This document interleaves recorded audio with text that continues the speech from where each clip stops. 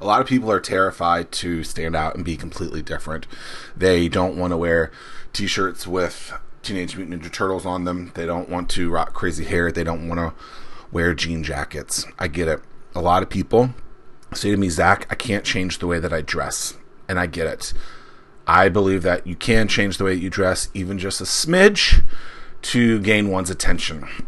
But there's another strategy that you can do that will absolutely gain one's respect, attention, and you can probably get whatever you want out of them if you do these simple things.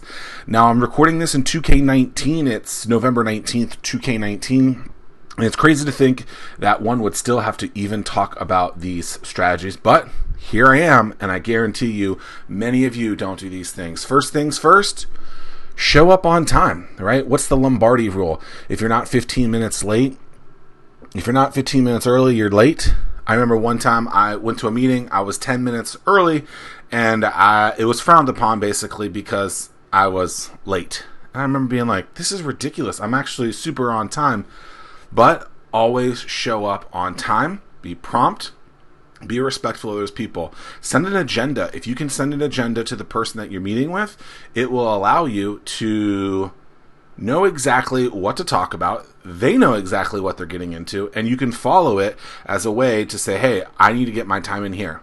Then here's some other things that are really important. Say please and thank you, right? The Chick-fil-A way, if you will. It's crazy to think that just by saying please and thank you can go a long way. Listen, ask great questions, actually care about the conversation that you're having. And probably the most important thing is if you tell them that you're going to do something, actually do that thing in a very timely manner. Do it as quickly as possible. And I'm not saying you have to rearrange your entire days to actually provide the write-up that you told the person that you're going to. But oftentimes, we don't even do that. Did you know that if you meet someone at a networking event, only 20% of those people actually follow back up with that person?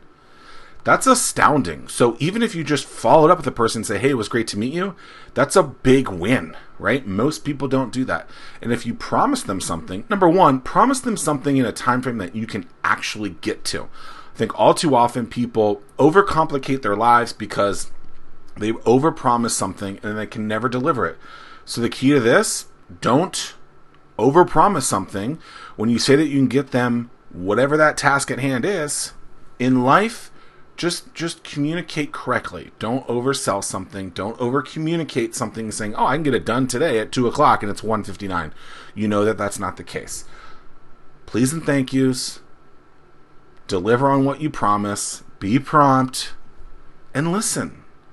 As silly and as simple as these things are, if you do those things, you will garner the respect of so many people and they'll want to be around you more and more. And when you actually do have something to sell to them, even if it's that day, they're going to listen more because they don't feel like you're on the phone the whole time, that you were 15 minutes late, you don't care, you're just all over the place. Do those 3 or 4 simple things and your life will get better.